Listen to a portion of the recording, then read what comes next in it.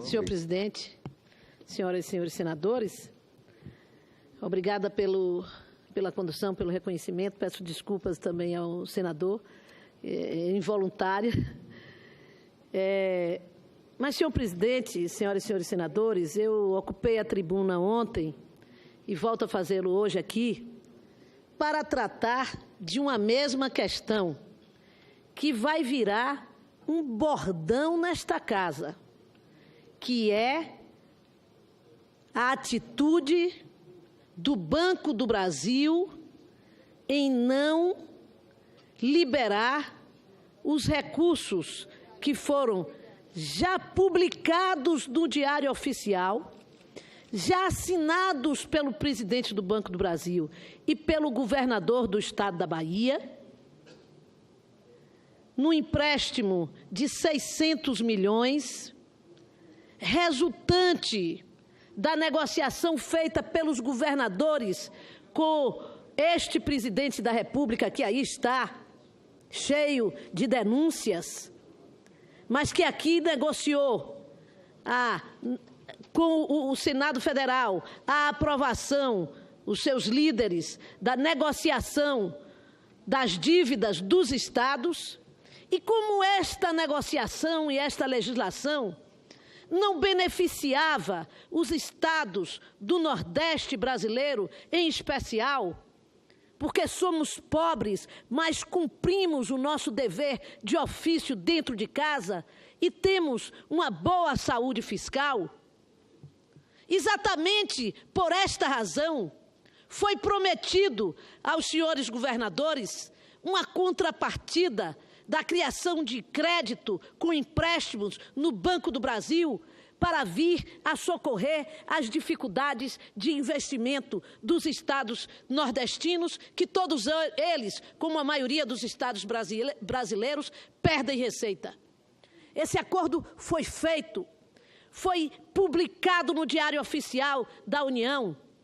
posteriormente foi assinado pelo presidente do Banco do Brasil e pelo governador do nosso estado. E agora criou-se um impasse criado por forças políticas que negam, que receberam o voto do povo da Bahia, deputados do DEM, deputados de outros partidos, soube até que o deputado Arthur Maia, meu colega, durante tantos anos, tem feito a exigência, e mais o prefeito de Salvador, a exigência ao governo federal, tão frágil, tão ameaçado, tão vulnerável, de abandonar o apoio político que dão a este governo, embora neguem na base que façam parte do governo. Se o governo do presidente Michel Temer, que legitimamente chegou à presidência da República, num ato de conspiração política, liberar os recursos que devem hoje, porque assinados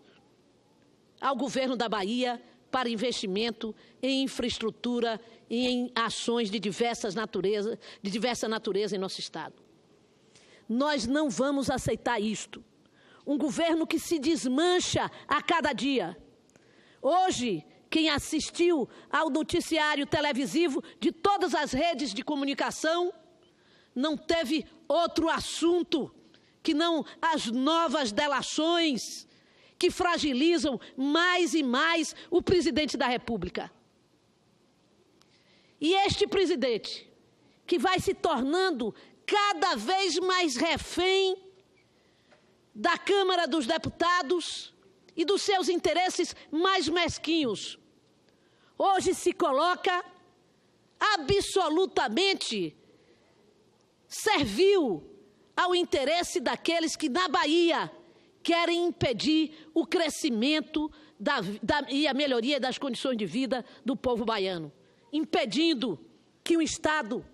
que fez e que cumpriu o seu dever.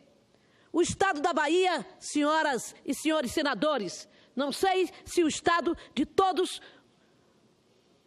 os senhores e senhoras que estão aqui está pagando em dia o salário do seu servidor, pagou o 13º em dia,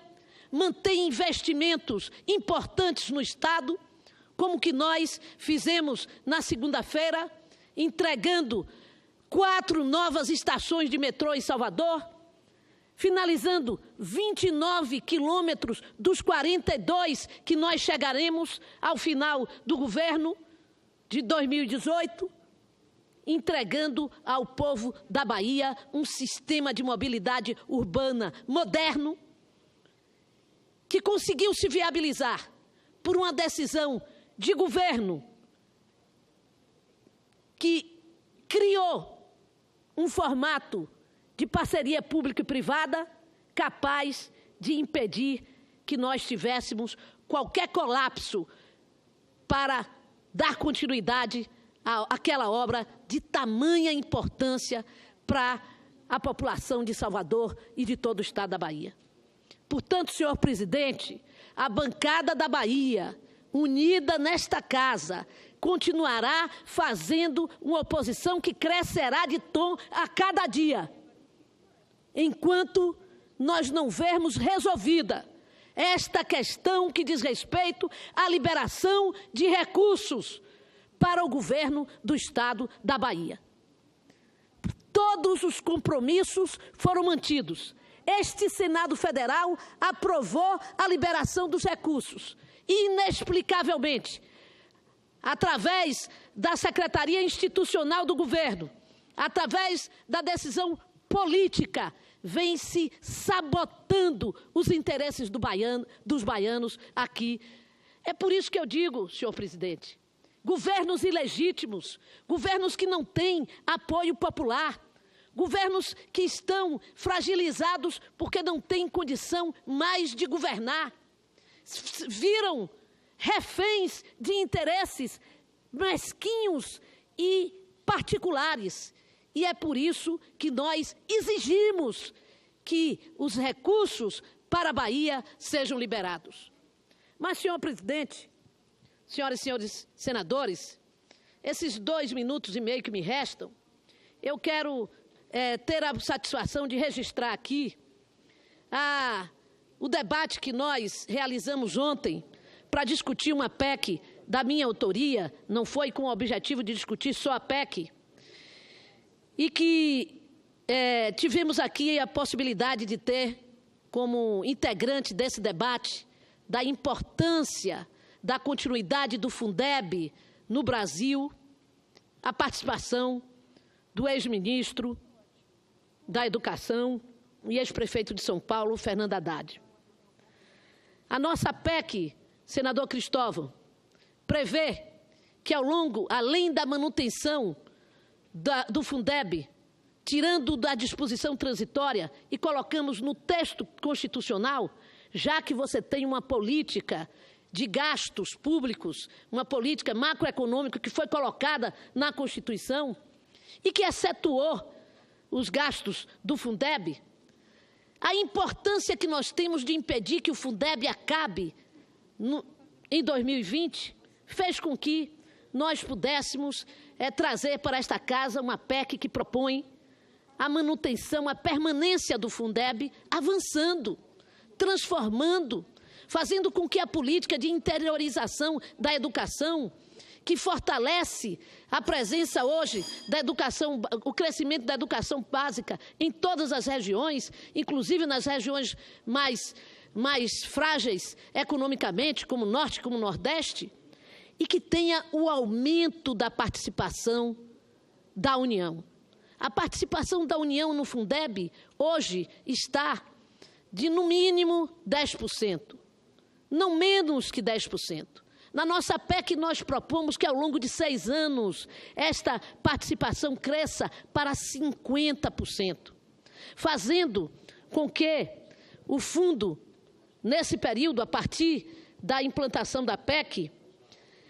de hoje até daqui a 6 anos, pudéssemos ter, em vez de 12 milhões e 88, de 12 bilhões, nós pudéssemos ter 64 bilhões investidos na educação. O senador Cristóvão Buarque, ao defender a PEC 55, a PEC dos gastos aqui, por muitas vezes disse que o Senado seria, e o Congresso Nacional, positivamente chamado a escolher onde investir. Pois bem, através da nossa PEC, nós respondemos a esse desafio. Vamos investir em educação. Vamos fazer com que a União concentre os seus recursos para alimentar e financiar a educação pública de base neste país, através do Fundeb. E eu quero, portanto, agradecer a todos aqueles que participaram da nossa audiência pública, ao senhor Antônio Edilvan, presidente do CONSED, o Conselho Nacional de Secretários de Educação, ao senhor Heleno Araújo, presidente da CNTE, a Daniel, Confederação Nacional dos Trabalhadores de Educação, a Daniel Cara, coordenador geral da Campanha Nacional pelo Direito à Educação, e a Alessio Costa, presidente da Undime, União Nacional dos Dirigentes Municipais de Educação, que iniciaram esse processo de debate aqui no Senado, que nós esperamos que possa chegar a todos os estados brasileiros e, finalmente, ao ex-ministro da Educação, que teve uma grande participação, o professor Fernando Haddad. Muito obrigada, senhor presidente. Agradeço a senadora Lídice da Mata, pedindo mais uma vez desculpas a Vossa Excelência pelo equívoco na convocação da sequência dos oradores. Agora, como oradora inscrita na lista de comunicação inadiável, encerrando as comunicações inadiáveis dessa sessão, concedo a palavra, com muita alegria, à senadora Simone Tebet. Obrigada.